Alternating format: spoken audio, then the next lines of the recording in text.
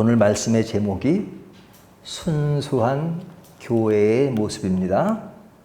제가 설교를 할 때 제목을 뭐로 한다는 말은 잘 안 하죠. 근데 오늘은 제목을 특별히 이야기하는 것은 이 제목이 잘못하면 우리는 순수하고 다른 사람들은 순수하지 못하다 하는 말이 될 수 있기 때문에 조심스러운 제목이기도 합니다. 순수한 교회의 모습. 우리 교회만 순수하고 다른 교회는 순수하지 못하다. 그렇게는 안 되겠죠? 이 말씀을 제목으로 정한 것은 이 말씀 자체가 순수한 교회의 모습이 무엇인가 하는 것을 이야기하고 있고요. 또 부족하지만 우리 교회가 순수함을 지향하고 그렇게 해야 되겠다는 그런 마음가짐을 가지고 있기 때문에 또 우리에게 주는 메시지이기도 합니다. 우리가 이 말씀을 통해서 우리에게 순수하지도 않으면서 순수하다고 착각하고 있는 것은 없는지 하는 것도 말씀을 통해서 다시 한번 되새겨볼 수 있다면 오늘 말씀이 굉장히 유익하리라고 생각합니다. 우리가 이 말씀을 좀 더 세심하게 보기 전에 우리가 하나의 전제로 삼고 이야기를 해야 되는 것이 뭐냐면 우리가 밝은 교회라고 할 때 그 교회 하면 눈에 보이는 가시적인 형태에 집중할 때가 있습니다. 물론 그 가시적인 것은 현실이기 때문에 중요합니다. 우리가 밝은 교회 하면 뭐 일반적으로 건물, 우리가 모인 이것을 밝은 교회라고 하죠. 어디에 위치하고 있고 어느 교단에 속하고 어느 정도의 규모를 가지고 있는가 하는 것을 생각합니다. 그것은 당연히 현실적으로 보이는 것이기 때문에 무시할 수 없는 것이죠. 하지만 이것이 교회를 생각하는 핵심이 되어서는 안 됩니다. 교회라고 하는 것은 이것보다 더 큰 의미의 교회 개념을 가지고 있죠. 우리가 눈에 보이는 가시적인 교회, 이것은 그냥 외형적인 형태고 진짜 눈에 보이지 않는 교회는 뭐예요? 진짜 성도들이 모인 곳, 과거의 성도, 현재의 성도, 미래 성도까지도 모든 성도들의 모임을 진짜 교회라고 합니다. 그러니까 이 교회가 되게 중요하죠. 그 교회 안에 우리가 가시적인 교회가 있는 것이죠. 그리고 그 안에 우리 개인 공동체 안에 개인들이 있는 겁니다. 그러니까 여러분 개인이 교회라고 할 수 있죠.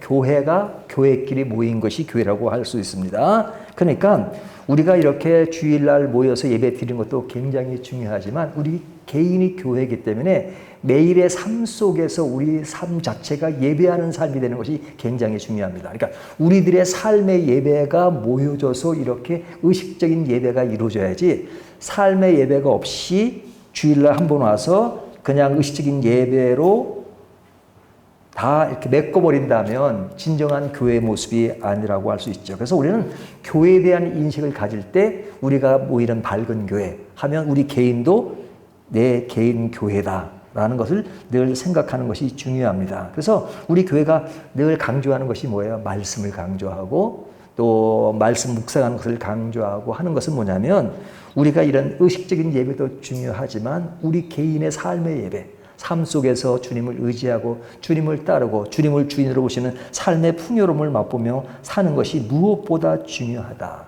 하는 것을 강조합니다.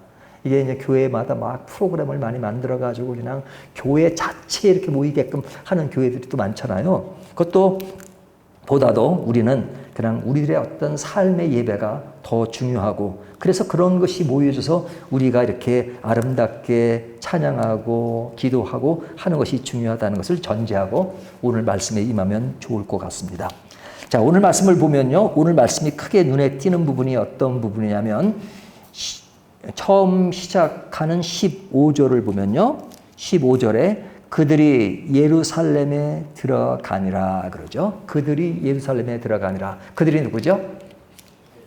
예수님과 제자들이 들어갔다라고 말합니다. 여기 들어갔다는 그 표현 어디로 들어갔느냐? 예루살렘에 들어가시니라. 또 뒤에 보면 예수께서 성전에 들어간다는 말을 반복하죠. 예루살렘에 들어가시고 성전에 들어가셨다. 뭐 당연히 성전은 예루살렘 안에 있으니까 예루살렘에 들어가셨고 성전에 들어가셨다 하는 겁니다. 이 들어가신다는 표현은 그 들어오시는 예수님을 만나는 사람들의 입장에서는 너무너무 좋은 것이죠. 예수님께서 들어오신다는 것은 얼마나 중요한 것입니까? 어디로 들어오셨어요? 성전으로 들어오셨어요. 성전은 불완전한 인간이 기댈 수 있는 것입니다. 구약시대에 보면 성전에 보면 많은 사람들이 제사를 드리기 위해서 오고 하는 것은 불완전한 인간이 성전에 기대는 겁니다. 주님의 임재를 상징하는 성전, 그곳에서 내 죄를 사하는 그런 의식들, 이런 것을 통해서 내 부족한, 연약한 것을 하나님께 기대는 것, 이것이 성전이라고 합니다. 오늘 본문에서는 성전을 무엇이라고 표현하고 있냐면요, 17절을 보면 이에 가르쳐 이르시되 기록된 바 내 집은 만민이 기도하는 집이라, 이렇게 말씀하시죠. 구약 성경을 인용해서 내 집은 만민이 기도하는 집이라. 어딜 이야기하는 거예요? 지금 성전 이야기가 접되면서 내 집은 만민이 기도하는 집이다. 이 기도라는 것은 하나님과 대화하는 것이잖아요. 하나님과 대화한다는 것을 우리는 종교적 형태로서 너무 가볍게 생각할 때가 있지만, 사실 이 기도라는 것을 하나님과 대화한다고 생각하면 이게 엄청난 겁니다. 우리가 조금 유명하다는 사람들, 그 사람들을 만나서 시간 약속하기도 힘들고 또 대화하기도 힘들고, 어떤 사람들은 그런 사람과 대화하면 막 영광스럽게 생각하잖아요. 하지만 우리가 누구와 대화하는 거예요? 어느 누구와도 비교할 수 없는 절대적인 하나님과 대화할 수 있고, 하나님이 우리와 대화의 창구를 마련해서 얼마든지 어느 때든지 나와 기도할 수 있도록 만들어 주신 것은 엄청난 것이죠. 그러니까 이 기도라는 것은 결코 가벼운 것이 아니에요. 그런데 성경은 뭐라고 하면 이 성전에서 내 집은 만민이 기도하는 집이다. 어떤 특정한 사람들이 아니라 만민이 기도할 수 있는 것이다. 이렇게 말하는 것입니다. 그러니까 너무너무 큰 것이죠. 이 집이 누구 집이냐? 하나님의 집이라고 말하죠. 17절 이에 가르쳐 이르시되 기록된 바 내 집은 내가 누구예요? 하나님은, 그렇죠? 하나님의 집입니다. 그러니까 성전은 하나님의 집이에요. 하나님의 집에서 하나님과 대화할 수 있는 그런 것, 얼마나 큰 것입니까? 그런데 이 집을 마음대로 자유롭게 들랑달랑 할 수 있다는 것, 너무너무 감사한 것이죠. 그런데 성자 예수께서 오늘 본문에서 이곳에 들어가셨다 하는 표현은 엄청나게 희망을 주고, 그리고 뭔가를 많이 생각하게 만드는 말씀이죠. 하지만 오늘 말씀이 전체를 다 읽어보면, 전체라고 몇 절 안 되지만 읽어보면 그 내용 자체가 이렇게 아주 좀 호감이 가고 뭔가 좀 시원한 그런 느낌이 아니라 굉장히 불안한 모습을 자아냅니다. 그 자아내는 이야기가 뭔지는 우리가 살펴보겠지만요. 그런데 이 본문의 제일 마지막을 보면 19절을 보면 뭐라고 말씀하냐면 그리고 날이 저물매 그들이 성 밖으로 나가더라 그러죠. 자, 그들이 누구예요? 예수님과 제자들이. 자, 앞절에서 그들이 누구예요? 예수님과 제자들이 예루살렘과 성전으로 들어가셨다 그랬죠. 자, 제일 마지막 절에 19절에 뭐라 그래요? 그들이 성 밖으로 나가더라. 들어가는 것과 정반대의 개념인 나가더라 이렇게 말하고 있습니다. 여기 나가더라는 말은 그것과 이렇게 대조를 이루게 되죠. 근데 그 나갈 때가 언제냐? 19절 보면 그리고 날이 저물매 그들이 성 밖으로 나가더라. 이 날이 저물다는 것은 그냥 물리적으로 실제로 이제 시간적으로 날이 저물 때니까 저물다 이렇게 말하죠. 성경은 있는 그대로를 말하는 겁니다. 하지만 우리가 성경을 자세히 보면 날이 저물다는 표현이 나올 때 사실적인 표현과 함께 그 속에 어떤 의미를 담고 있습니다. 그 의미를 담을 때가 뭐냐면 문맥상에서 보면 그 의미는 굉장히 어둡고 그리고 뭔가 좀 불안한 그런 요소를 나타날 때 날이 저물다 하는 표현들을 사복음서에 굉장히 많이 쓰고 있습니다. 그러니까 날이 저물고 상황이 좋지 않은 겁니다. 그리고 나가셨다 이렇게 말합니다. 그러니까 지금 예수님이 들어가시는 장면을 이야기하고 끝에 가선 나가시는 장면을 이야기합니다. 물론 이 나가신다 하는 말은 뭐 물리적으로 나가시는 거죠. 그러니까 뭐 예수님이 항상 24시간 성전 안에 계시는 것은 아니죠. 하지만 이 말도 저물며와 같이 그 나가신다는 그 말 속에는 그냥 성전에 계시는 주님이 그냥 그곳에서 어떤 주요한 사건들이 벌어져야 될 것 같은데 그런 사건들이 재구시를 못하면서 그 나가시는 예수님의 상황을 우리에게 보여주고 있습니다. 그러니까 늘 우리 마음속에 들어오셔서 계셔야 되는 주님이 마치 나가시는 것처럼 지금 오늘 본문은 들어오시는 주님, 근데 조금 계시다가 나가시는 주님으로 묘사하기 때문에 굉장히 슬픔을 자아냅니다. 이 이야기를 오늘날 우리들에게 적용해서 생각해 본다면 우리 개인이 교회라 그랬잖아요. 우리 개인 교회에게 또 우리 밝은 교회 안에 주님이 늘 들어오시면 얼마나 좋겠어요. 늘 들어오시면. 그러니까 늘 들어오셔서 우리와 함께 계시고 우리와 더불어 교제하시고 우리와 더불어서 나누시고 그런 사랑, 기쁨, 기도 이런 모든 걸 나눌 수 있는 것이라면 얼마나 좋겠어요. 하지만 들어오셨는데 곧 나가시니라. 만약 그런다면 슬픈 거잖아요.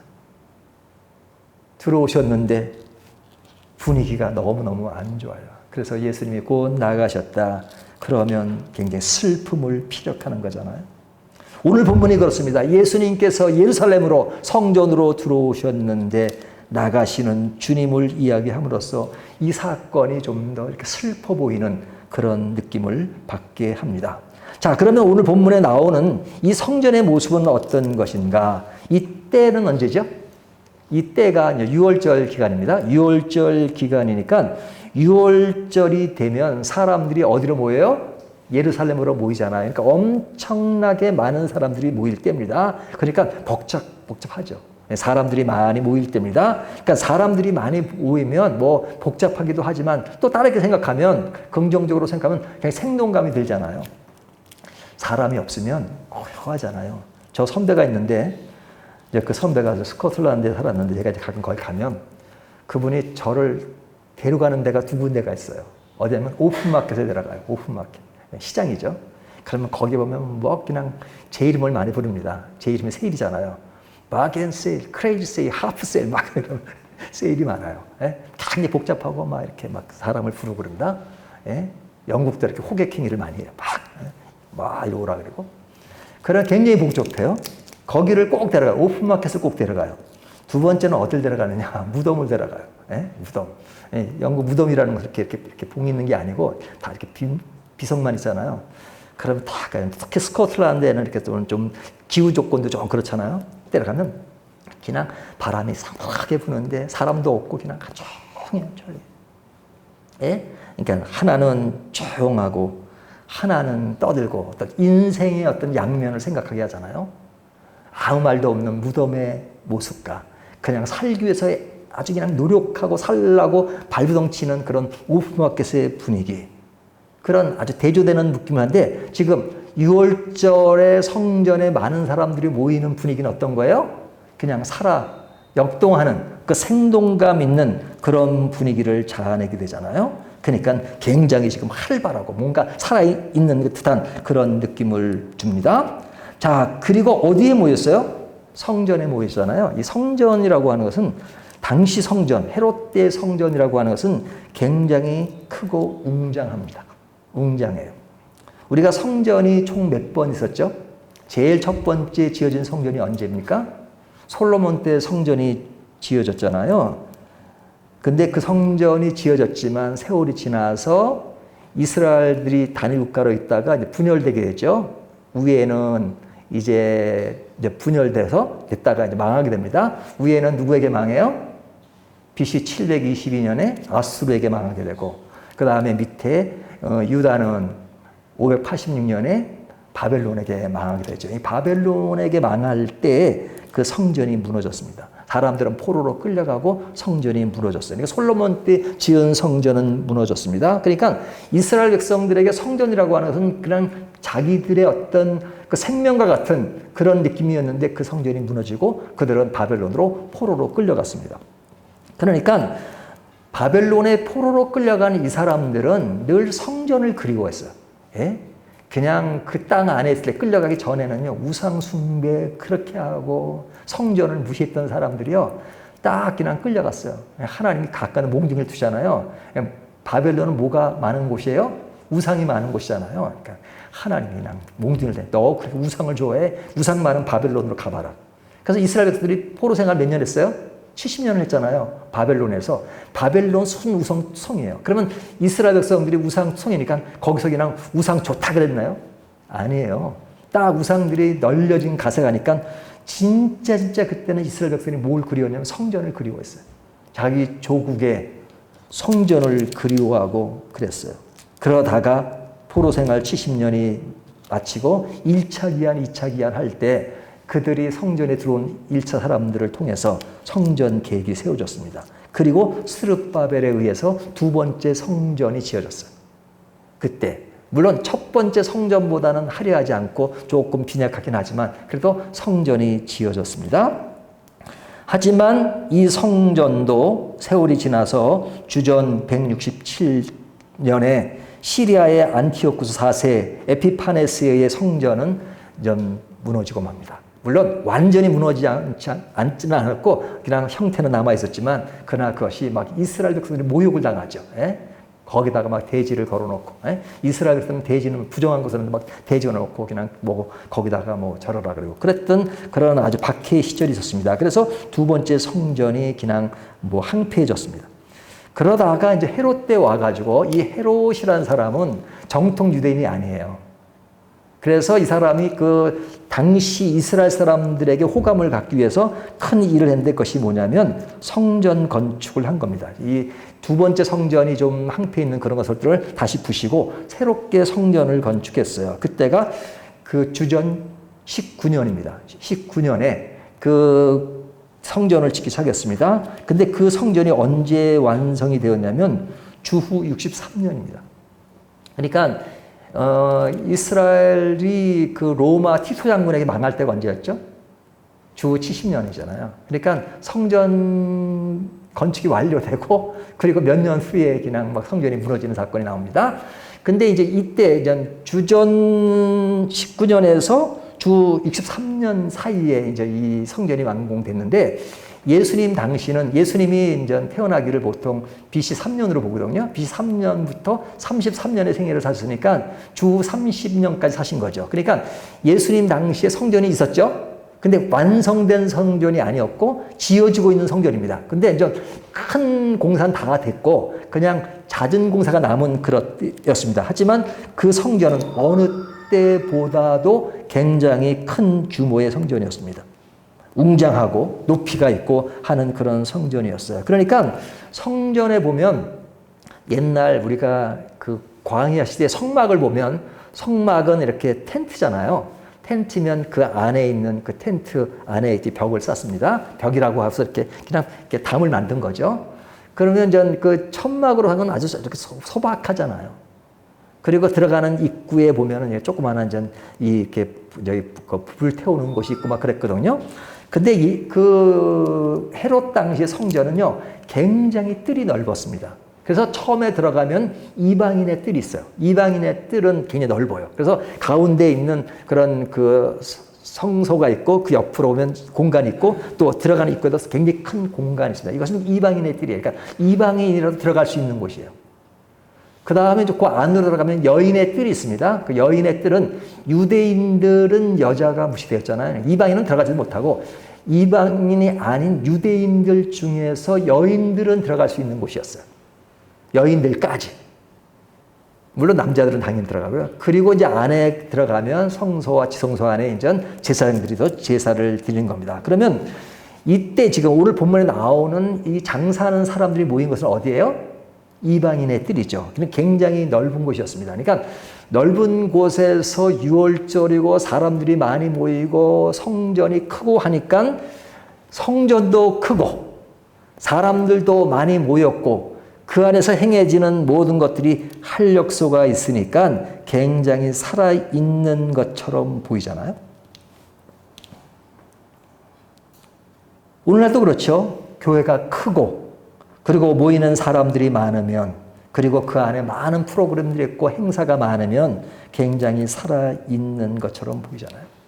물론 크고 사람들이 모이는 것이 나쁜 것은 아닙니다. 뭐 그렇게 모일 수 있으면 좋은 것이죠. 그런데 이제 뭐가 문제냐면 그런 가운데서도 순수함을 지킬 수 있다면 괜찮아요. 크고 많고 또 뭔가 많아도 그것이 순수함을 지킬 수 있는 것이라면 괜찮아요. 하지만 그렇게 되면 순수함을 지키기가 어려워질 수 있다는 그 가능성이 있습니다. 꼭 그런 건 아니지만 지금 주변에 보면 큰 교회 중에서 굉장히 순수한 교회들도 많이 있어요. 그런 교회들은 괜찮죠. 하지만 큰 교회가 되면 순수함을 지키기가 어려워질 가능성이 많아요. 왜 그렇죠? 왜 그렇죠? 이권이 개입되기 때문에 그래요. 이권이 개입되기 때문에. 이익되는 권리. 그것이 개입되기 때문에 그렇습니다. 그러니까 오늘 본문에 나오는 성전도 그런 것입니다. 지금 성전은 크고 그리고 거기에 이권이 개입되었습니다. 그 성전을 지키는 사람들, 관리하는 사람이 누구였어요? 제사장들, 대제사장들, 또 서기관들 이런 사람들이 교회의 성전을 관리했습니다. 근데 관리하는 이들에게 어떤 일들이 벌어지고 있냐면요. 오늘 본문을 보면요.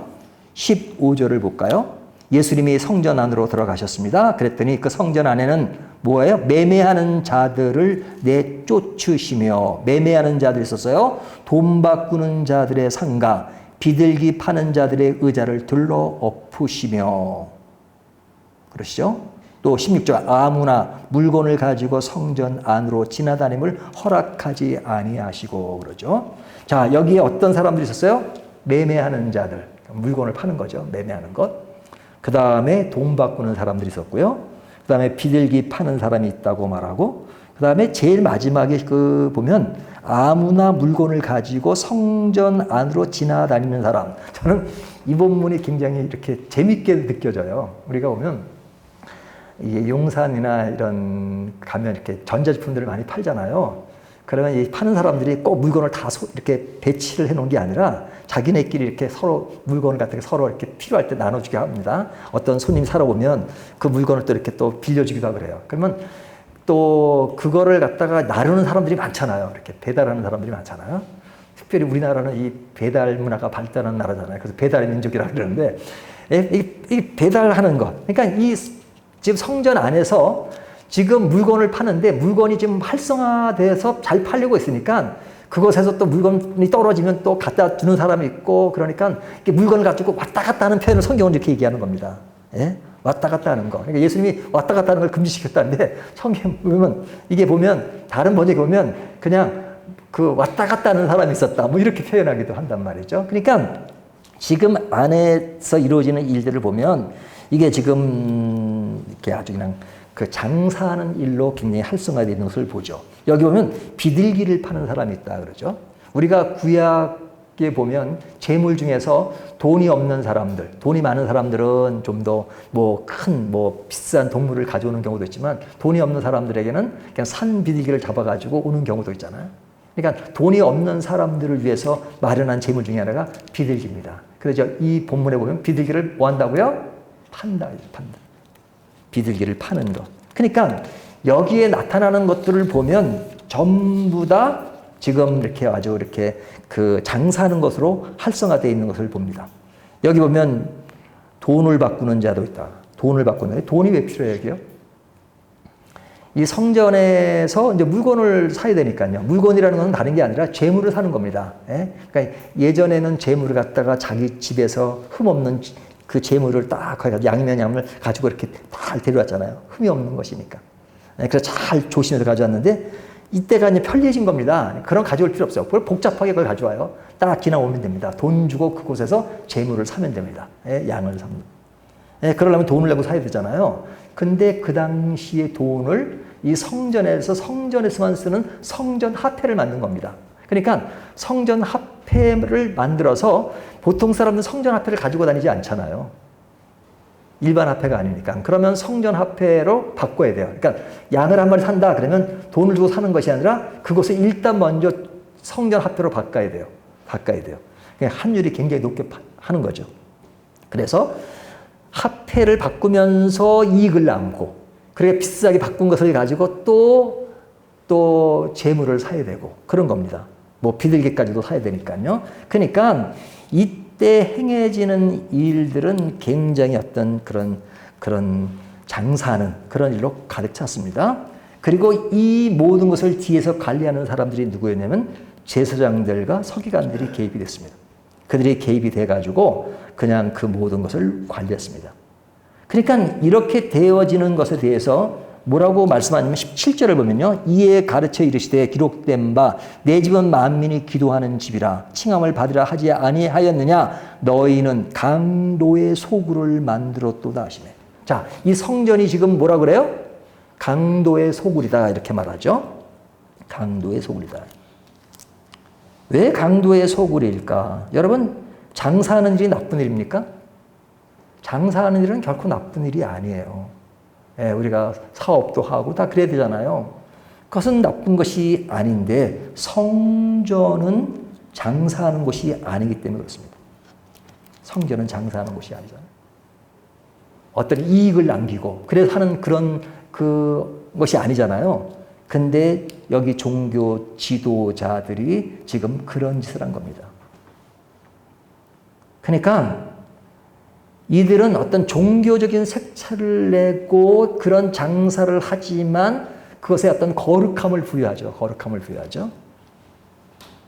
그래서 제가 아는 어떤 선배가 쓴 책 중에는 거룩한 거짓말쟁이라는 책이 있었는데 이게 누구를 말하면은 특히 이제 목회자들 또 그 당시 종교 지도자들 겉으로는 신앙을 내세우고 그리고 뭔가 거룩성을 내보이지만 안에는 그냥 타락한 모습, 완전히 돈에 매이고 그 다음에 자기 이익에 매이고 자기 중심에 매이고 하는 것, 그런 것에 매인 것. 그러니까 겉으로는 거룩한 척하지만 속으로는 썩어 들어가 있는 그런 모습을 보고 거룩한 거짓말쟁이.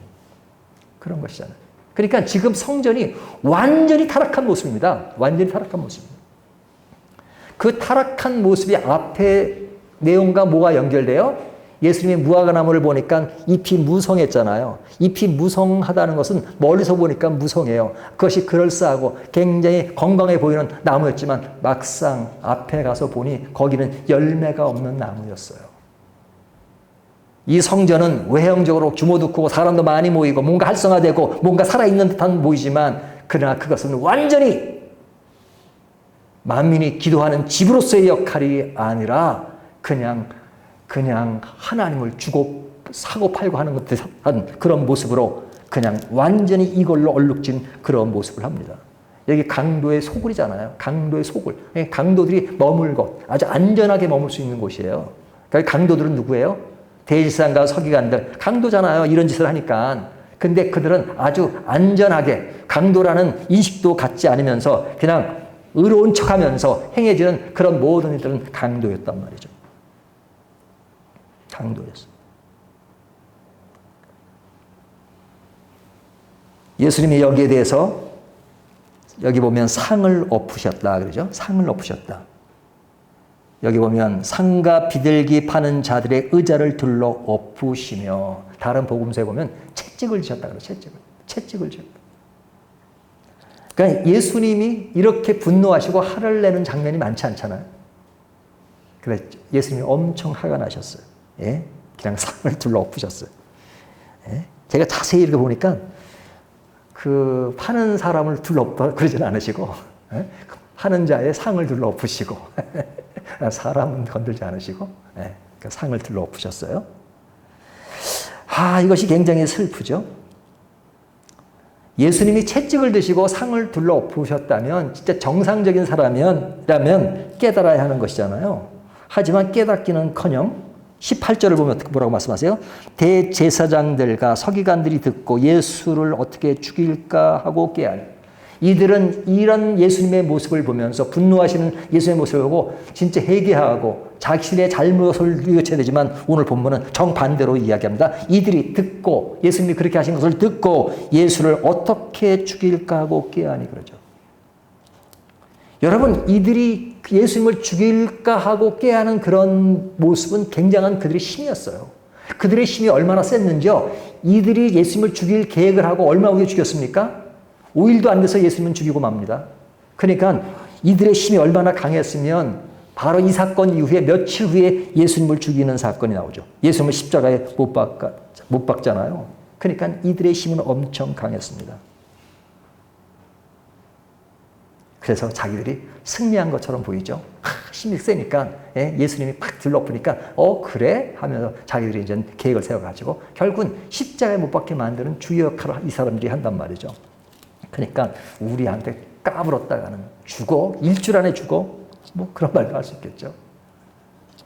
그들은 강도입니다. 강도임에도 그들은 승리하는 것처럼 보입니다.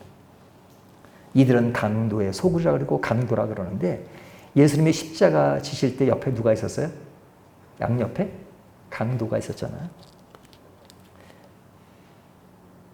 예수님 옆에 강도가 있었던 그 강도, 물론 다른 강도죠. 그 성전에서 종교 지도자라고 했던 그 강도, 많은 것을 생각하게 하잖아요. 그것이 직접 연결되는 것은 아니지만 많은 것을 생각합니다. 이것이 당시 성전의 모습이었어요. 성전의 모습이었어요. 그러면 오늘 말씀이 당시 성전의 모습을 보여주는 것으로 끝나는가? 오늘날 이 말씀이 우리에게 주어질 때는 이 당시의 성전의 모습과 오늘날 교회의 모습과는 무엇이 다른가 하는 것을 생각하게 하죠. 우리가 다른 교회를 이야기하기 전에 먼저 우리 교회니까 우리 교회에 대해서 더 관심을 가지고 본문을 볼 필요가 있습니다. 이 본문은 우리에게 뭘 시사해요? 교회는 결코 장사하는 곳이 아닙니다. 교회는 장사하는 곳이 아니에요. 아까도 말씀드렸지만 장사가 나쁜 것은 아닙니다. 하지만 교회는 장사가 목적이 아닙니다. 장사가 목적인 곳이 있죠. 그러면 장사를 잘해서 이익을 남기고 그리고 많은 사람들에게 좋은 상품을 베풀고 편리하도록 만드는 건 중요하고 그래서 이익을 보고 그곳에서 어떤 또 계속 발전시키는 건 그건 중요한 거예요. 좋은 거예요. 그것이 잘 돼야 나라가 돌아가고 그럴 거 아니겠어요? 하지만 교회는 아니란 말이죠. 교회는 절대 장사하는 곳이 아니에요. 교회가 장사를 한다면 뭘 가지고 장사를 합니까? 하나님의 말씀, 복음을 가지고 장사하는 거잖아요. 복음이 장사하는 것인가요? 하나님의 말씀이 장사하는 것인가요? 우리의 구원이 장사하는 것인가요? 결코 장사하는 것이 아닙니다. 복음을 이용해서 돈벌이를 하는 것이 교회가 아닙니다. 우리가 꼭 돈이 아니더라도 교회 운영을 돈과 연계해서 생각할 때가 참 많죠. 돈과 연계해서 생각할 때가 많죠. 교인의 숫자가 많아지면 교회의 재정이 많아집니다. 그래서 일을 하기가 한결 편하긴 하죠. 하지만 교회의 재정을 위해 숫자가 많아져야 된다는 논리가 앞서면 그때 그것이 변질인 거예요. 우리가 자연스럽게 교회 안에 헌금이 들어와서 그것을 가지고 잘 운영하는 건 좋은 것이죠. 하지만 우리가 전도를 해야 되고 많은 사람의 복음을 전해야 그건 좋은 거예요.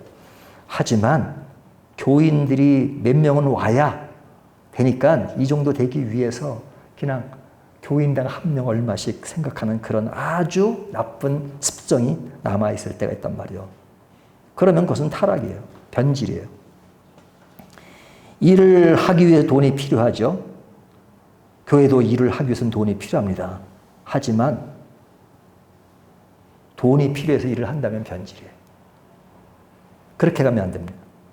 그 차이는 엄청난 차이입니다. 순수함과 변질의 차이예요. 변질의 차이.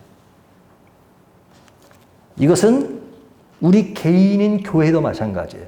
우리가 교회라는 공동체뿐만 아니라 우리 개인도 마찬가지입니다. 개인도 사실은 헌금하는 것 중요하지만 그 헌금에 앞서서 내가 버는 돈이 진짜 순수한 것인가 하는 거 생각해야 돼요. 순수한 돈이 아니라면 교회가 헌금으로 받으면 안 돼요. 그것이 잘못된 돈이면 받으면 안 돼요. 근데 교회가 다 알 수 없잖아요. 그러니까 그걸 다 분간할 수 없죠. 하지만 말씀을 통해서 우리가 진짜 바른 교회, 개인 교회라면 내가 생활 가운데 정상적으로 순수하게 돈을 벌 수 있는 것을 강조해야 돼요. 순수하게 쓸 수 있는 것을 강조해야 돼요. 하지만 어떻게 해서도 벌어도 그냥 교회에 바치면 그냥 박수 쳐주는 그런 것은 교회의 타락입니다.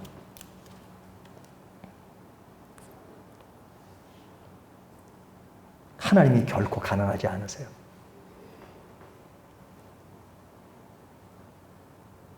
근데 우리가 하나님을 너무 가난한 분으로 이야기할 때가 많잖아요. 그래서 이렇게 많이 강조합니다. 내야 된다. 뭐 해야 된다. 뭐 해야 된다. 근데 그 내라고 할 때 뭘 강조해요? 그렇게 하면 하나님이 이렇게 축복을 해 주실 것이다. 몇 배로 축복해 주실 것이다. 또 이렇게 돼야지만 성숙한 그리스도이다. 이런 걸 강조하잖아요. 그러니까 돈을, 헌금을 안 내는 사람들이 왜 안 내요? 믿음이 약해서 안 내는 거죠. 그러면 강조해야 될 것은 믿음이죠. 믿음. 근데 믿음이 안 내는데 그냥 강압적으로 해서 헌금을 낸다. 그러면 믿음을 따라 내는 게 아니고 그 강압성에서 내는 거잖아요. 그러면 그 사람은 계속해서 그러한 논리로만 발전하고 교회도 그런 의미로 발전하기 때문에 교회는 타락하는 거예요. 우리 교회가 아무리 없어도 그런 것에 구걸하지 않고 그런 것에 매이지 않고 없으면 없는 대로 해야 될 것은 복음이 그런 것이기 때문이고 하나님은 결코 어려운 중에서도 또 그 속에서 우리가 중요한 복음을 전하고 복음을 나누고 우리가 구원의 감격과 기쁨을 나누는 것 그것이 교회의 본질이잖아요. 근데 교회가 잘 되기 위해서는 외형적으로 크고 하기 위해서는 우리가 어떤 세상적인 방법, 경제의 논리를 이용한다. 그것은 교회가 타락한 모습의 한 면이죠.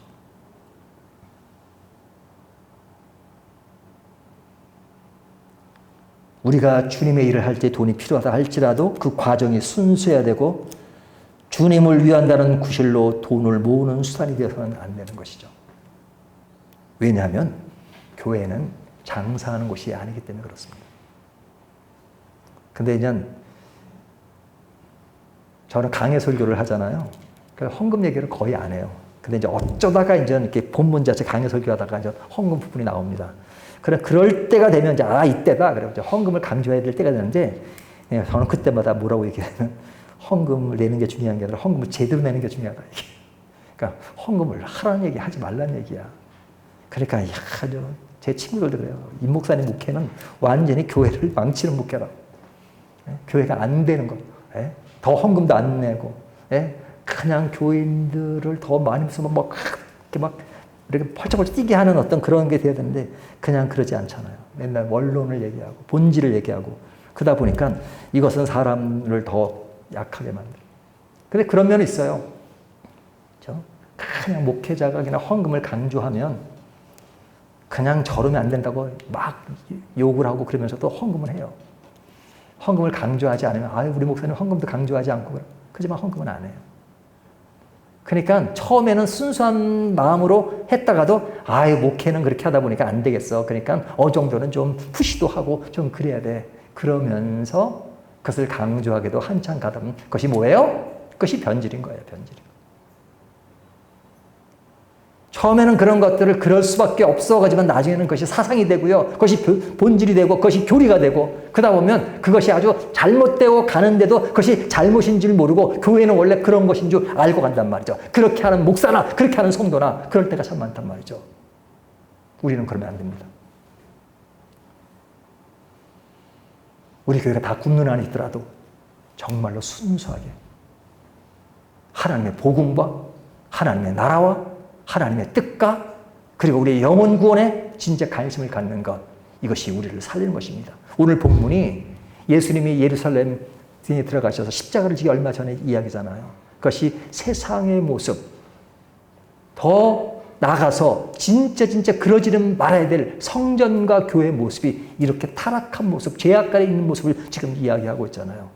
무화과나무처럼 잎은 무성하지만 속이 없는 열매가 없는 그런 모습 이런 모습이 오늘 이 말씀을 통해서 과연 내 개인의 모습은 아닌가를 다시 한번 점검해 보면서 우리가 더욱더 믿음과 하나님의 사랑과 하나님의 뜻을 바라보면서 그 안에서 힘들고 어렵더라도 주님의 길을 따라가는 저와 여러분이 되시기를 주님의 이름으로 축원합니다.